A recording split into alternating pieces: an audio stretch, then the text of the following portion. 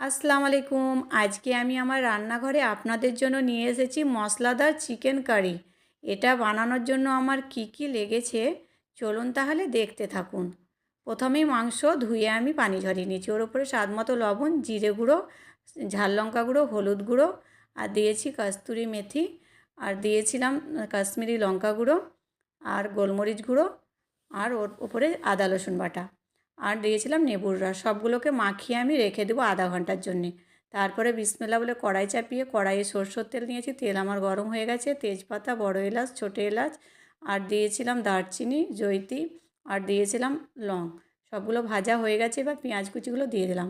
পেঁয়াজটা একটু হালকা নেড়ে একটু ঢাকনা মেরে রেখে দেবো নরম করার জন্য। নরম আমার হয়ে গেছে। ওর উপরে আমি দেবো শুকনো লঙ্কা বাটা, তারপরে দেবো কাঁচা জিরে বাটা, তারপরে টমেটো কুচি ভালো করে কষিয়ে নিতে হবে। তারপরে একটু স্বাদ মতো লবণ দিয়েছিলাম। ভালো করে কষিয়ে নিয়েছি পানি দিয়ে।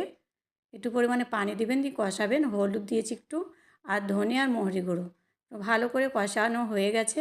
মাংস মাখানোগুলো ওর উপরে দিয়ে দিলাম। একটু নেড়ে চেড়ে একটু ঢাকনা মেরে দেবো। ঢাকনাটা উঠিয়ে তারপরে একটু নাড়তে হবে। বারে বারে এইভাবে একটু নাড়বেন, তাহলে মাংসটা লেগে যাবে না। মাংস আমার কষানো হয়ে গেছে।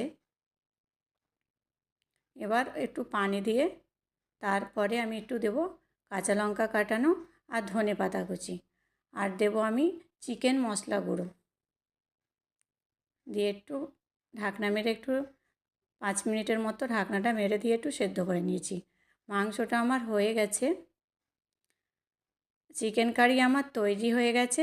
ভিডিওটা আপনাদের কেমন লেগেছে কমেন্টে অবশ্যই জানাবেন আর নতুন নতুন ভিডিও পেতে আমার চ্যানেলটা সাবস্ক্রাইব করে দেবেন।